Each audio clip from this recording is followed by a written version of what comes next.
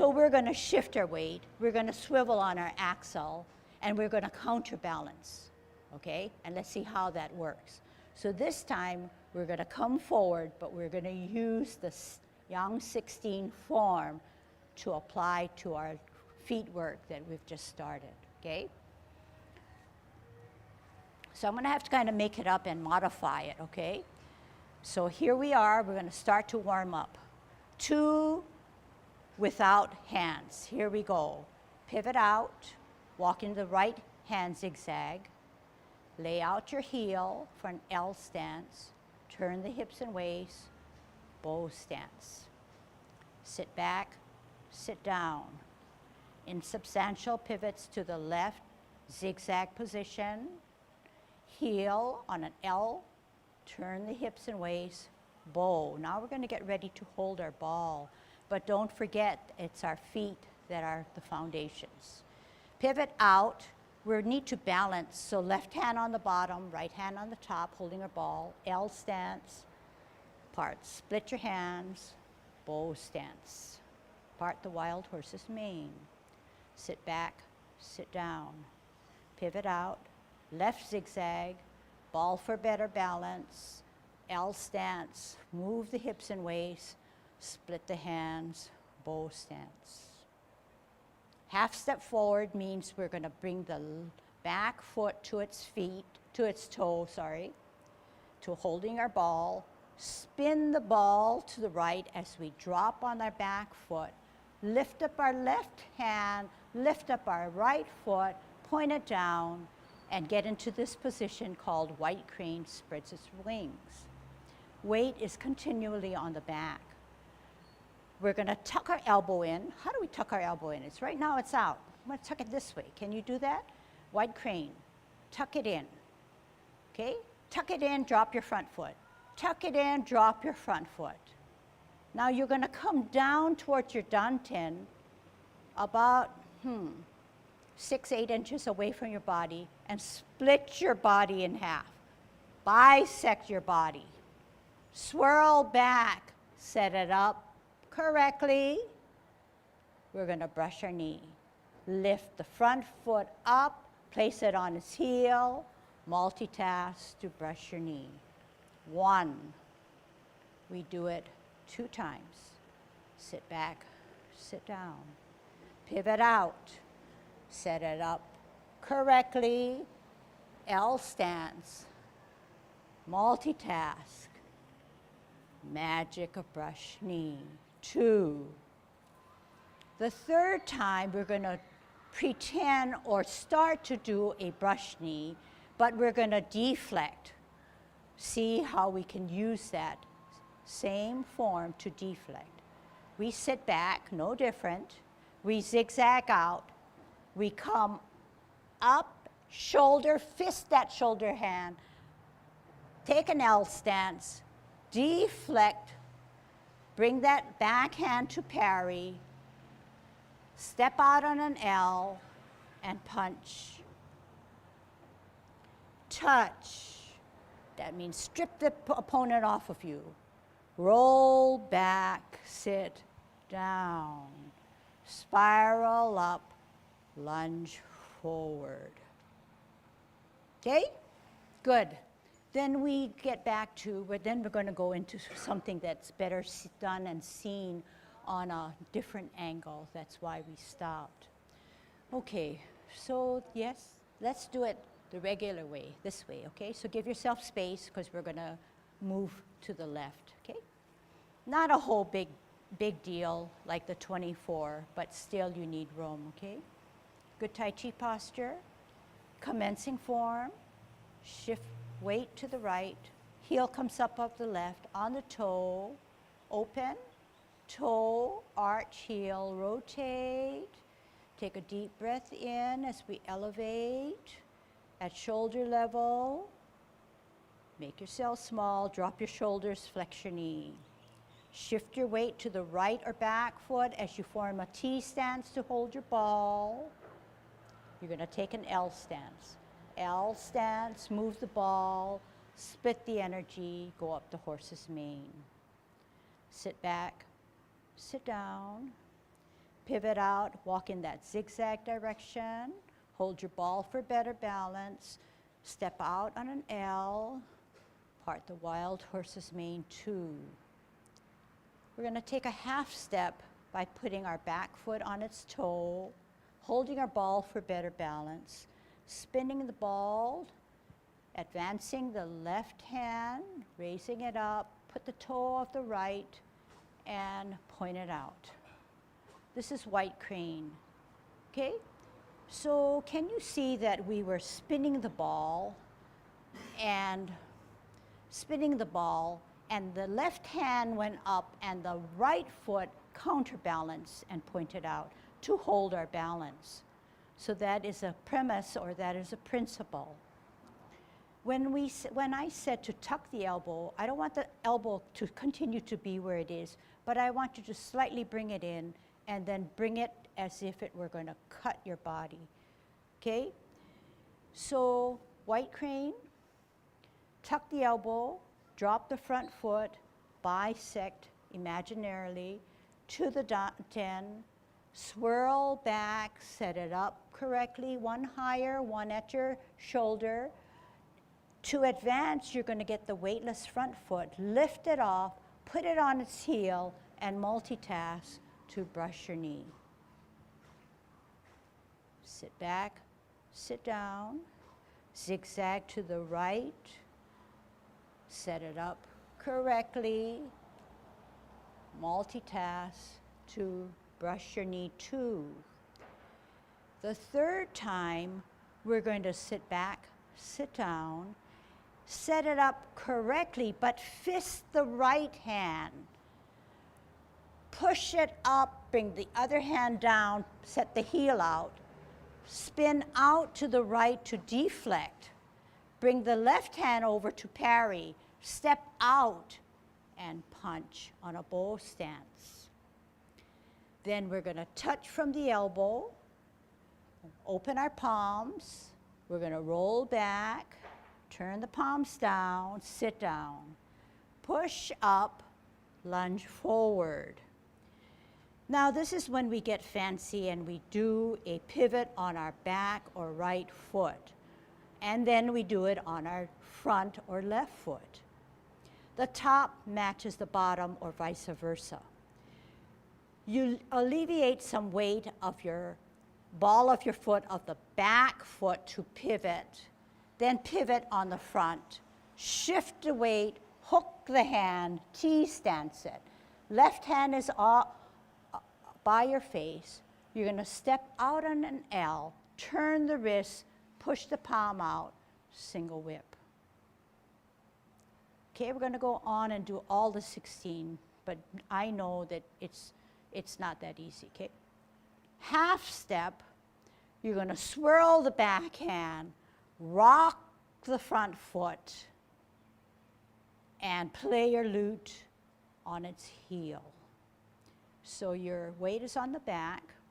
You're setting yourself up by playing the peepaw. The left hand centers your body, and it's advanced. The right hand bends towards the elbow of your left hand. Weight on the back to set it up correctly. Drop your front foot. Left hand stays in the center, but the palm turns up while the right hand is setting up at a higher plane. We're going to repulse the monkey. We're going to do several things. Bring the top hand to our ear, and we're going to lift off the ground of our front foot because the weight is on the back to hold us stable. Here we go. Lift, ear, stretch out on the toe, then the heel. Then you're in the zigzag position, and what are you going to do? You're going to swivel or pivot on the ball of your front foot, meet in the center of the hands, and you're going to repulse. Push forward, pull back. Setting it up correctly. Right hand now is in the center. Left hand is up higher. We're leading with our toe, so no weight on the front heel. Everybody here? Lift up off your toe, multitask, ear, toe, heel. Zigzag by pivoting on the ball, meeting in the center, repulse. 2 only. Now we're going to use the words pivot and pirouette. When you pivot, normally it's on your heel, and that pertains to the left or front foot. When we pirouette, we're going to put the turn or rotate on our toes of the back foot. But we can't do it together, right? So here we go, one at a time. Pivot on the heel of the front foot. Spin on the toe of your back foot would automatically bring your right hand up and the palm is towards the ceiling. It's like an inside-out ball, if so to speak. We're going to kick out with our right or front heel, and we're going to reposition our ball. Spin out with our heel, reposition our ball. Take a L stance, spin the ball, push, and put the shuttlecock right there. Put the shuttlecock on the opposite side now, okay? Sit back, sit down. Pivot the front foot in, hold the ball. Put the left heel out, right hand comes to the forehead. Turn the hips and waist, shuttles, right. Okay? All right, then we come back home. Because you don't know, you will see me better if we go back home, okay? So what we've done is something neat in that, one, we're learning more about our bodies because we're using different formats and different movements. But not only that, they're familiar movements to some of you, but yet they're done on the different side of the body. So normally when you would do a right side, now we're twisting it and we're doing it on the left side. So how is that helping our mechanics of our brain to function? It's giving us a full circle of experience, okay? So that's why it's ideal. It's kind of neat in that our body's not used to that. It's been programmed so long to do something more routine, and all of a sudden we're switching. It's good. So it's fun, okay? It can be very fun if you don't put pressure on yourself. So essentially, what we did was something like this. I'll kind of run it through. Sometimes when you get engrossed in doing something, you kind of lose sight of what really is going on. So we parted the wild horse's mane, 1.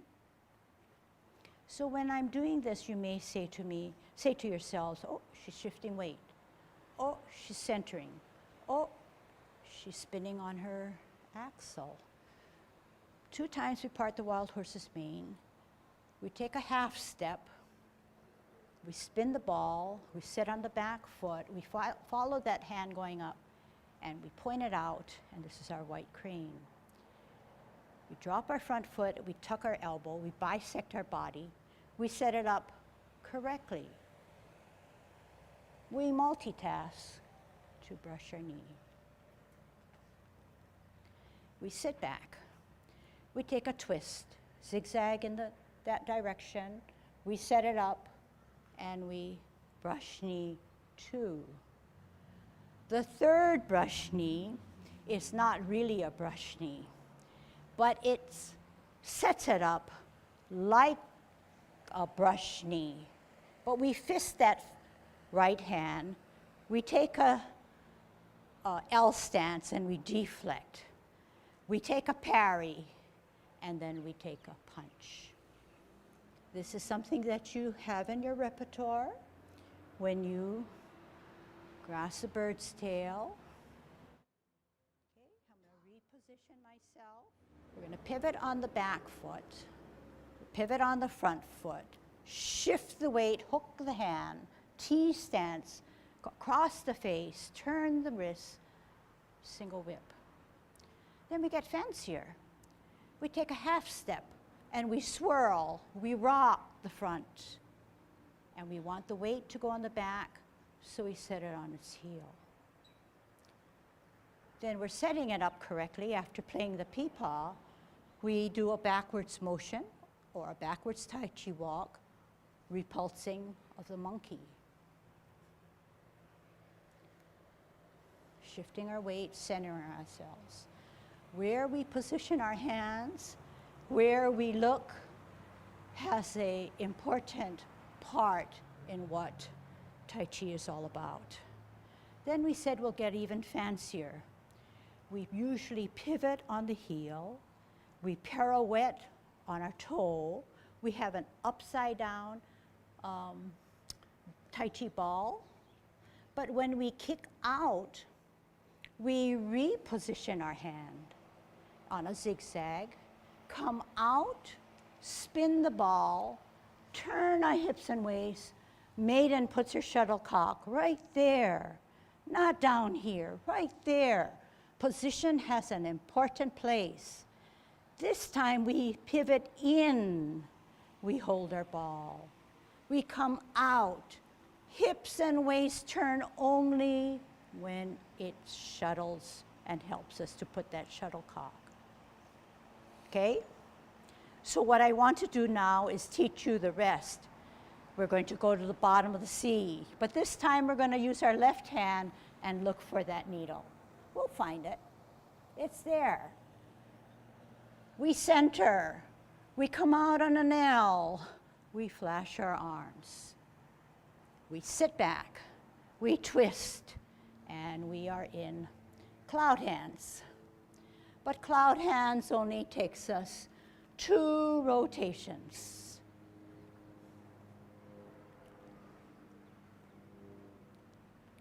And then we T stand set, and the rest is home base. We grasp the bird's tail. This is about like a 14th or 15th movement in a 16 form. So we're nearing closing form.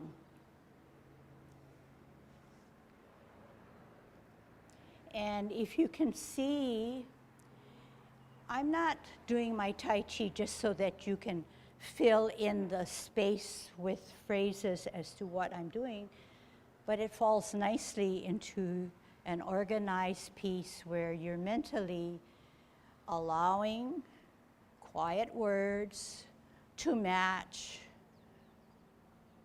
quiet movements. Because Tai Chi is not just movements that you can see, but it's all so calculated that you can almost see through my movements that my mind is actively making those movements occur. Okay?